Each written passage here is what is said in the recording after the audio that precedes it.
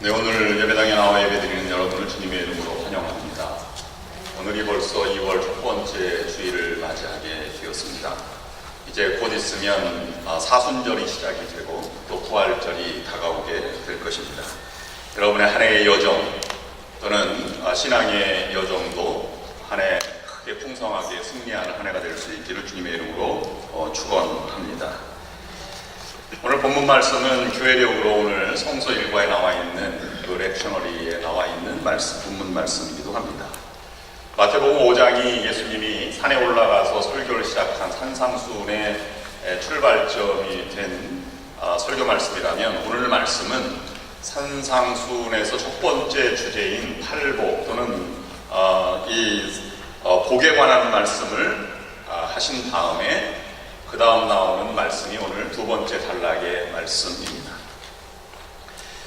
산상수훈 복을 얘기할 때 우리가 그렇게 살 수 있을까, 너무 고차원적이 아닐까 하는 생각을 먼저 갖게 됩니다. 심령이 가난하다, 또는 의를 위해서 핍박을 받는다, 또는 나로 말미암아 너희를 욕하고 또 박해하고 거짓으로 너희를 거슬려 모든 악한 말을 할 때에는 너희에게 복이 있다, 하늘에서 상이 크다, 이런 말씀을 들을 때 내가 과연 그렇게 살아갈 수 있을까 하는 그런 생각을 가져보게 됩니다. 아마 예수님 곁에 수많은 무리들이 모여서 설교를 들었을 텐데 그들도 아마 저걸 어떻게 저런 고차원적인 삶을 살아갈까 이렇게 생각할 수도 있을지 모르겠습니다. 오늘 말씀은 바로 그 직후에 주신 말씀입니다. 너희는 세상의 소금이다, 너희는 세상의 빛이다. 13절과 14절 말씀이 연속해서 나오는 말씀을 오늘 이 아침에 묵상하려고 합니다. 저는 두 가지를 본문 말씀을 통해서 먼저 생각해 보아야 한다고 생각을 해보았습니다. 먼저 순서입니다. 우리는 먼저 흔히 너희는 세상의 빛이 되어라, 또는 빛과 소금이 되어라, 이렇게 말하기도 하고, 또는 교회는 세상의 빛과 소금의 역할을 감당해야 한다, 이렇게 말하기도 합니다. 그래서 제가 찾아보니까 세상에 많은 교회 이름 중에 빛과 소금의 교회가 의외로 많이 있더라고요. 저는 순서에 문제가 있다고 생각합니다. 사람들은 밝은 것, 드러나는 것을 좋아하기 때문에 빛과 소금이라고 말하지만, 오늘 본문 말씀은 소금과 빛을 먼저 순서대로 말하고 있다고 하는 것입니다. 빛이 존재하게 되는 것은 소금의 역할 때문에 세상의 빛이 빛된 삶이 나타나게 된다고 묵상하는 것입니다. 두 번째로 묵상해 보고자 하는 것은 너희는 세상의 소금과 빛이 되라, 이렇게 성경은 말하고 있지 않다는 사실입니다. 주님은 우리가 이미 세상의 소금과 빛이다 라는 이 단결한 명제로 우리들을 초청하고 계십니다. 물론 거룩한 성도, 그리스도의 사명을 감당하는 제자는 끊임없이 자라가야 하고 또 그리스도의 성품을 담고 성령의 은혜를 입어서 성화되어야 하지만, 우리는 이미 세상의 소금이며 빛된 존재들이라고 하는 선언의 말씀을 하고 계신 것입니다. 즉 우리의 존재 자체가 다르다는 표현입니다. 이미 바뀐 존재인데, 오늘 기도하신 목사님의 기도처럼 아직도 되어야 한다고 생각하고 중간에서 고민하고 계신 분들이 혹시 있을지 모르겠다고 하는 것입니다. 우리는 이미 그리스도의 피로 구속받은 존재입니다. 한 목사님이 도자기 공장 근처에 사는 사람을 신방하게 되었습니다. 목사님 초청해서 우리 집 와서 신방 좀 해주십시오, 기도 좀 해주십시오, 이렇게 요청을 했습니다. 그 집에 들어갔을 때 목사님이 깜짝 놀랐어요. 현관 앞에 아주 예쁜 유리 상자 안에 도자기 꽃병 2개가 잘 만들어서 놓여있는 것이 보였습니다. 그래서 목사님이 말했습니다. 야, 참 멋있군요. 얼마를 들이면 저런 꽃병 같은 걸 살 수 있겠습니까? 그랬더니 그 주인이 고개를 저으며 말했습니다. 세상에 있는 어떤 돈을 주어도 나는 저 꽃병을 팔 수 없습니다. 목사님이 그럼 저 꽃병에 무슨 사연이 있겠군요. 그랬더니 주인이 꽃병에 얽힌 이야기를 이야기하기 시작했습니다. 목사님, 저는 몇 년 전까지만 해도 술독에 빠져있고 도박에 빠져있었던 사람입니다.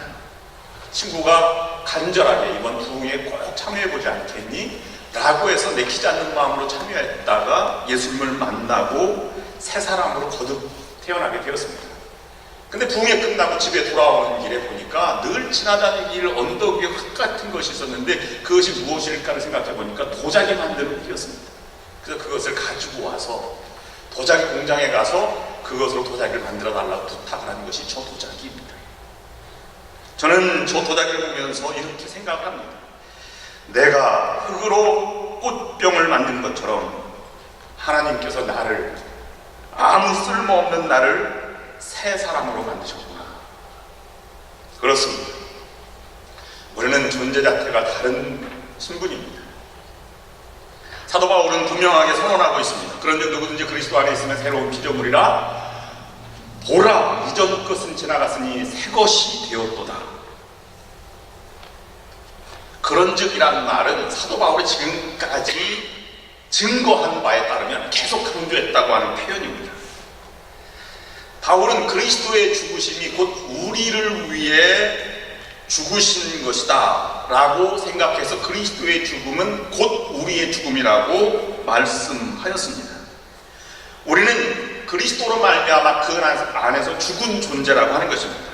그러나 지금 살아있는 것은 우리의 생명은 그리스도 안에서 새로운 생명이라고 하는 것을 강조한 것입니다.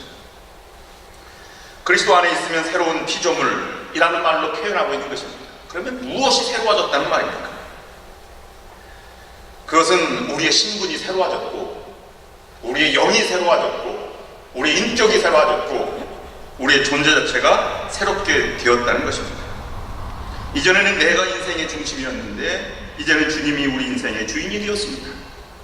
내 뜻대로 가는 것이 아니라 주님이 뜻대로 가는 것을 따라가기로 결정하였습니다.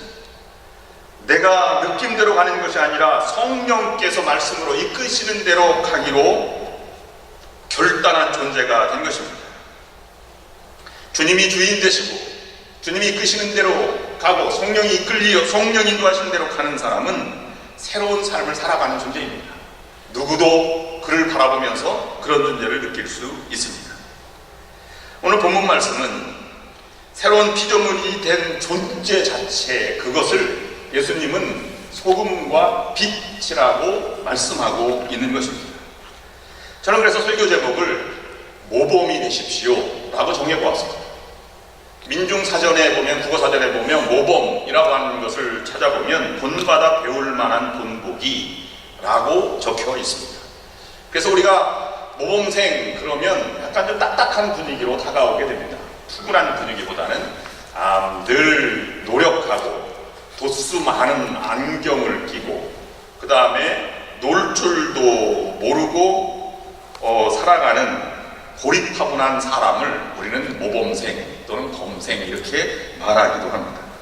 저는 그것보다는 표본 또는 모범 이런 것을 example이라는 것으로 바꾸어서 생각을 해보았습니다. 모범이라고 하는 것은 샘플은 가장 모델하우스처럼 그렇게 될 것을 가장 모형적으로 그 본질을 잘 나타내는 것이다, 이렇게 묵상해 보았습니다. 그래서 본래 가지고 있는 성질을 그대로 나타내는 것, 그것을 저는 모범이라고 하는 것으로 묵상해 보았습니다. 새로운 존재, 새로운 피조물이 가지고 있는 특성들을 우리가 가지고 있는가 하는 것을 묵상해 보는 것입니다. 혹시 우리는 변화된 새로운 존재임에도 불구하고 옛날의 모습을 그대로 가지고 살아가고 있지는 않는지 생각해 보아야 합니다. 예수는 좋으나 교회는 싫다 라고 말한 사람은 인도의 종신적 지도자 간디가 한 말입니다. 그는 예수 숭배자이면서도 기독교인은 아니었습니다. 많은 사람이 그에게 물었습니다. 어떻게 예수를 그렇게 추앙하고 고귀하게 생각하면서 교회는 다니지 않습니까? 그때마다 이 버릇처럼 이런 대답을 했습니다. 예수는 좋으나 교회는 싫습니다. 그가 교회에 안 나가는 이유 가운데 이런 말이 전해지고 있습니다. 그의 친구 중에는 안드루스라고 하는 영국 선교사가 있었는데 인간적으로 매우 친했고 교제를 많이 했고 성경 공부도 많이 했습니다. 그래서 그의 친구의 말대로 교회를 찾아가는 날 교회 문 밖에서 유색인종이라고 해서 쫓겨남을 받았습니다. 그 다음부터 그가 말하는 것은 예수는 좋으나 교회는 안 간다는 것이었습니다. 우리가 좀 더 깊이 생각해 보아야 할 말씀입니다. 본래 소금의 본질, 성질, 있는 그들의 성질은 짠맛과 부패 방지입니다. 그것을 녹여줘서 그 성질을 유지하게 만드는 것입니다. 빛도 자기를 희생하면서 빛을 발하면서 주변을 밝게 하고 다른 사물을 구별하게 만드는 그런 역할을 하게 되는 것이지요. 그런데 우리가 주님을 믿으면 소금과 빛된 존재라고 이미 말하고 있습니다. 어떻게 살아가는 것이 그런 성질을 나타내는 삶이 될까 하는 것을 묵상해 보았습니다. 저는 세 가지 교훈을 오늘 본문을 통해서 묵상하고자 합니다. 첫 번째로는 균형 감각을 유지하기를 항상 힘쓰라 하는 것입니다. 균형 감각이라고 하는 것이 중요합니다. 한번 뜨거운 신앙을 맛보지 않은 사람이 세상에 어디 있습니까? 크게 회개도 하고 감동을 불러일으키는 그런 이 신앙의 순간들은 누구나 다 교회 나와 앉아있고 그리스도 믿는 사람이면 그런 것이 있습니다. 근데 왜 사라질까 하는 것입니다. 유지하기가 어려운 것입니다. 저는 초등학교 6학년 때 자전거를 처음 배웠는데요. 자전거를 처음 배울 때 얼마나 이게 뒤뚱뒤뚱합니까? 그래서 그 뒤뚱뒤뚱 하다가 뒤에 트럭이 오는 것을 보면 트럭이 오는 소리가 빵빵 돼서 트럭이 올 때까지 뒤뚱뒤뚱 됐습니다. 트럭 앞에 넘어졌어요. 저는 죽는 줄 알았죠. 근데 트럭 운전사가 군인 트럭이었는데요. 트럭 운전사가 제가 넘어질 걸 미리 알고 쓰더라고요. 그런데 나중에 되면 균형 감각이 잘 잡아서 바퀴 두 개를 놓고 핸들을 잡지 않아도 도로를 잘 달리게 됩니다. 우리 신앙의 균형 감각은 두 가지입니다. 첫 번째로는 베푸시는 은혜를 항상 유지하는 것입니다. 지난주에 이성철 목사님 모시고 부흥성회를 하였습니다. 많은 분들이 은혜를 체험하였습니다. 우리가 받은 은혜도 유지하고 지금도 베푸시는 은혜를 항상 유지해 나가는 것이 필요합니다. 그러기 위해서는 은총의 수단들, 성경을 읽고 성경 문제를 풀고 그 다음에 묵상하고 예배를 드리고 기도를 드리고 찬송을 듣고 찬송을 하는 것이 얼마나 중요한지 우리가 중요한 그러한 것들을 계속 해나가시는 것입니다. 두 번째로는 자기의 정체성을 분명히 가지고 있는 것이 균형을 유지하는 길입니다. 여러분은 하나님의 자녀입니다. 하나님의 아들, 딸들이라고 하는 것이지. 우리의 존재는 적어도 그런 존재입니다. 만왕의 왕 되신 하나님의 아들, 딸이니 만왕의 왕의 왕자요 공주님들입니다. 여러분, 이 신분과 정체성을 잊지 마시기를 바랍니다. 어제 권사님 댁에 신방을 갔는데요. 이제 대화를 이렇게 쭉 하는 가운데 부모님과 할아버지 때 이런 이야기를 나눴습니다. 얼마나 위대한 가문의 분들이 여기 앉아 계신지 늘 제가 존경합니다.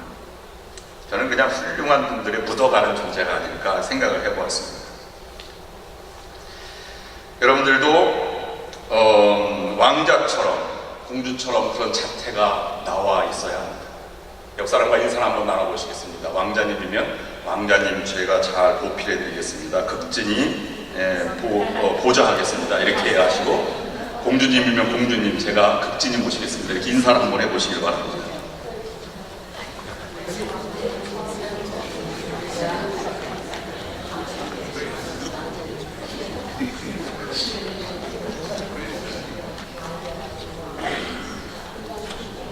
여러분, 소금과 빛의 관계를 묵상하면서 요한복음에는 예수님이 빛이라고 말씀을 하고 계십니다.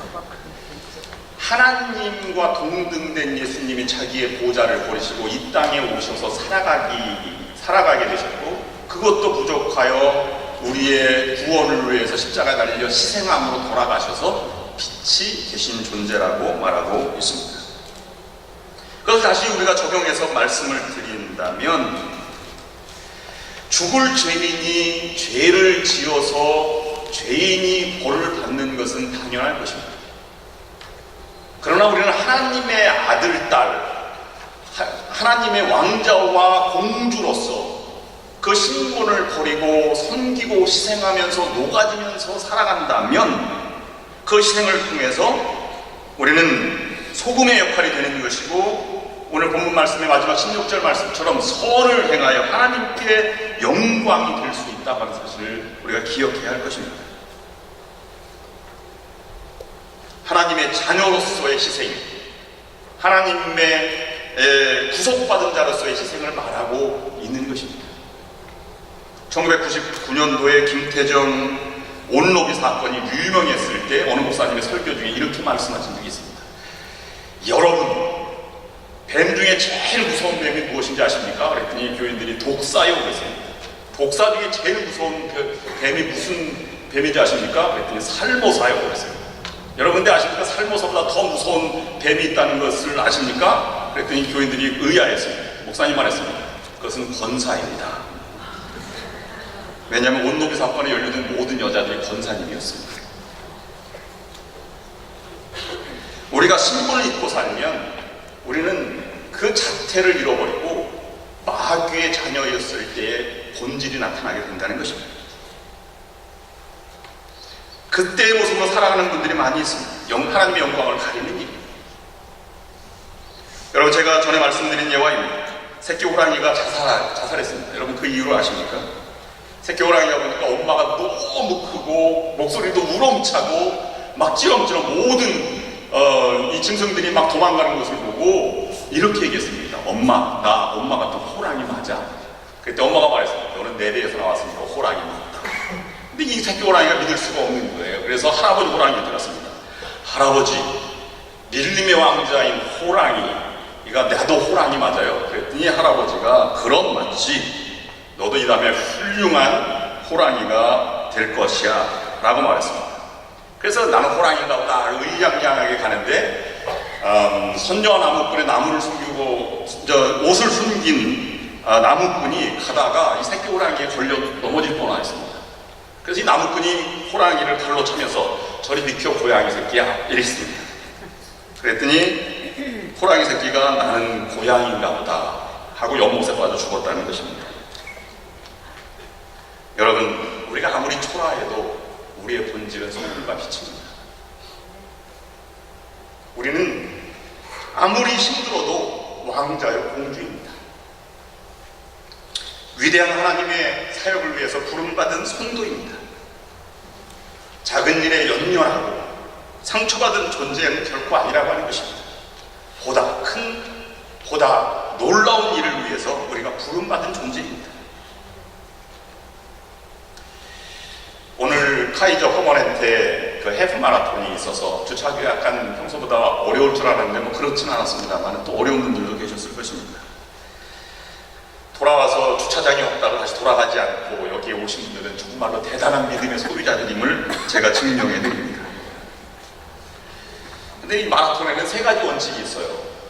자기의 가는 길을 벗어나지 않는 것, 누구의 도움을 받지 않는 것, 끝까지 완주해야 하는 것. 이 세 가지를 벗어나면 탈락자가 되는 것이지. 선수들도 마라톤을 할 때 어느 지점에 가면 숨이 턱까지 차오르고 포기하고 싶은 순간이 온다는 것입니다. 그런데 그것을 포기하지 않으면 승리하고 끝까지 가는 것이지요. 믿음의 위인들은 자기 갈 길을 다 가고 달려갈 길을 마쳤다 사도 바울이 말한 것처럼 포기하지 않았습니다. 우리도 믿음의 전문가들, 수십 년 믿었고 예수님을 믿기로 작정했으면 믿음의 사람들입니다. 믿음의 사람도 달려갈 때 숨이 푹 찬 감격도 있고 죽을 것 같은 순간도 있고 포기하고 싶은 순간도 있는 것입니다. 그런데 힘들지만 굽히지 않는 것이 믿음의 길입니다. 어렵지만 포기하지 않는 것이 믿음의 길입니다. 거기에 새로운 빛과 그리고 소금과 빛의 역할을 감당할 수 있는 것입니다. 두 번째 본문을 통해서 묵상하는 것은 희생과 섬김을 향해서 끊임없이 노력하라 하는 것입니다. 희생과 섬김이 본질인데 그것이 자연적으로 되는 것이 아니라 끊임없이 노력할 때 가능한 것이라고 하는 것입니다. 여러분, 노력한다는 말의 표현은 그냥 단순히 반복한다를 노력한다라고 말하지 않습니다. 또는 그냥 최선을 다하는 것이 노력한다고 말하지 않습니다. 어떤 한 목표를 두고 노력한다는 것은 해보고 다시 새롭게 깨달아서 새롭게 더 적극적으로 해보고 그 깨달은 것을 다시 적용해보고 끊임없이 하는 것을 우리는 노력한다고 표현합니다. 신앙과 마찬가지입니다. 단순한 노동이 아니요 단순한 반복이 아닙니다. 내가 깨달아지는 말씀을 통해서 깊이 들어가는 것이 신앙의 여정인 것입니다. 소금의 또 다른 역할을 보면 녹아지고 맛을 내고 부패 방지하는 것뿐만 아니라 거름이 되는 그러한 경우도 있습니다. 앤서니 오레들리 뉴욕시 킹스 칼리지 종교학 교수가 오늘 본문 말씀과 똑같은 평행 본문이 누가복음에 나오는데요. 누가복음 14장 34절 35절 말씀에는 약간 다르게 표현하였습니다.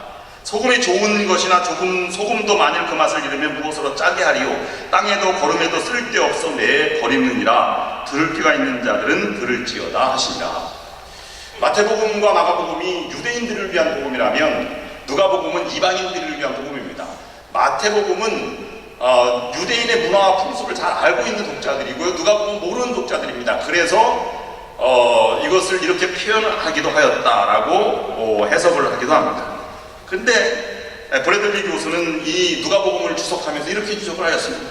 이것은 너희는 세상을 위한 거름이다. 이렇게 번역을 하였습니다. 열왕기 22장에 보면 엘리사가 새 문물에다가 소금을 던져서 그 죽을 병이 낫게 하고 생명이 다시 살아나리라, 열매를 맺으리라, 이런 표현이 있는데 이 유대 사회에서는 소금을 미네랄이 풍부한 소금을 비료로 많이 썼다고 하는 것입니다. 그래서 누가복음은 식탁에 놓여있는 식염이 아니고 비료용 소금이었다, 이렇게 해석을 하게 됩니다. 그래서 저도 들어보기에는 새만금 간척지 쌀이 더 미네랄이 풍부해서 맛이 좋다, 이런 말도 들었습니다. 실제로 유기농 농사법에는 이 소금물이라는 바닷물을 통해서 열매 당도를 더 높인다든지, 물을 빼내니까요, 삼합으로, 아니면 고구마 씨알을 더 크게 하기 위해서 마지막에 바닷물을 뿌려주는 농법도 있다고 제가 들었습니다. 시간이 지날수록 땅에 뿌려진 이 소금으로서의 이것이 그냥 버려지는 것이 아니라 생명력을 다시 잃어가는 거예요. 소금이 짠맛을 잃는다는 것은 그 소금의 속성들, 생명과 성장을 가져오는 능력을 잃어버리는 것에 관해서 말씀하였을 것이라고 하는 것입니다. 우리는 영혼을 위한 소금, 다시 말하면 너희는 이 땅의 거름이다 라는 표현입니다. 세상이 거름이 된다는 것은 희생의 열매를 거두는다는 의미가 아닙니다. 내가 사라져도 그것으로 충분한 보다 높은 가치를 위해서 사용되는 것으로 만족한 삶이 된다고 하는 것입니다. 세 번째로 우리가 본문을 통해서 묵상하는 것은 높은 가치를 위해 과감히 결단하라 하는 것입니다. 어떤 사람은 지나간 흔적이 아름답고 어떤 사람은 지나간 흔적이 아름답지 않습니다. 무엇을 향해서 가고 있느냐가 흔적의 내용을 남기는 것입니다. 우리가 녹아지고 희생하는 것이 중요합니다. 그러나 무엇을 향해서 희생하고 녹아지느냐가 중요하다고 하는 것입니다. 2월은 독립운동이 일어났던 민족의 달이기도 합니다. 그분들의 희생이 무엇을 희생했는지를 묵상해 보아도 좋을 것입니다. 여러분, 보다 높은 가치와 보다 높은 선을 향해서 녹아지고 희생하는 사람이 위대한 신앙인의 모습입니다.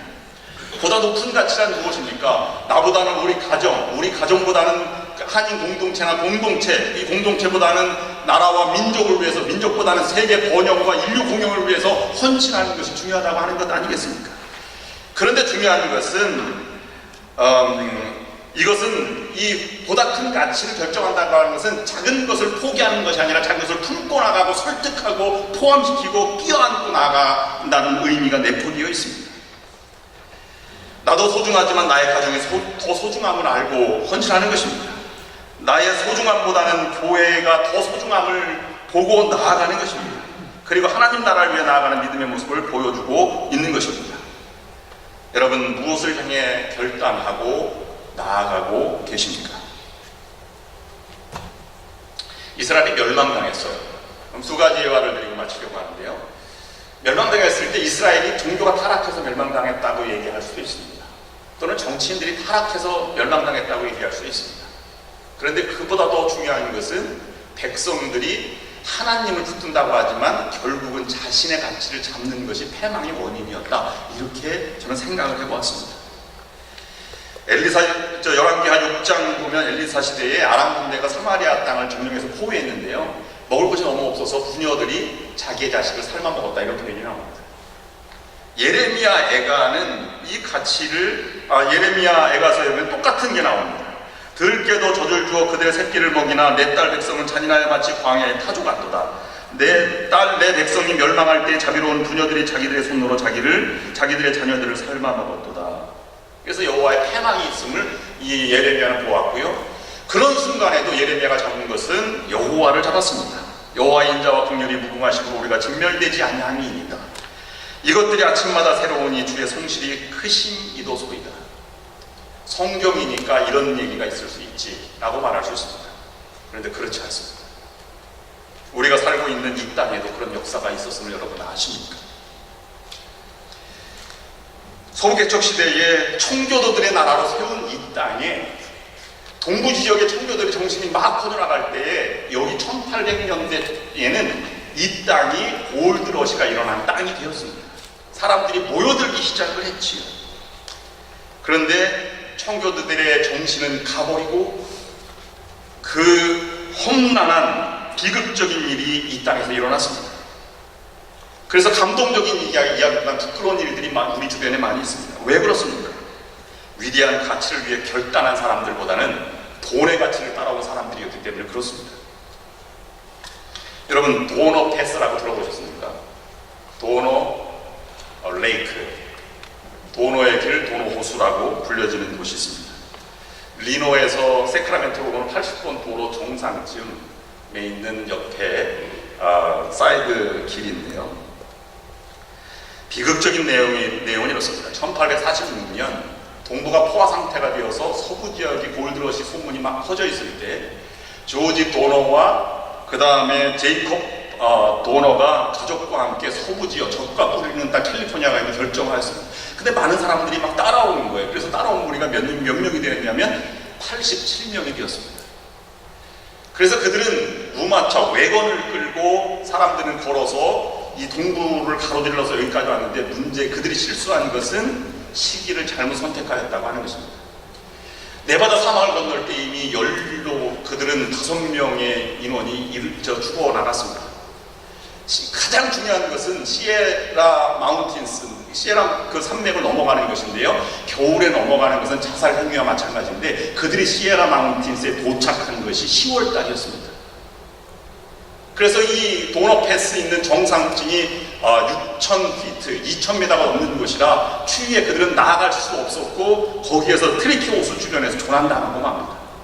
그들은 이 텐트가 있기 때문에 잘 것, 주거지는 넉넉했는데 문제는 뭐였었냐 하면 양식이었습니다. 그래서 구조대를 보냅니다. 그래서 1차, 2차를 보냈는데 12월 달에 아무 연락도 없어 구조대도 그냥 사라져버린 것입니다.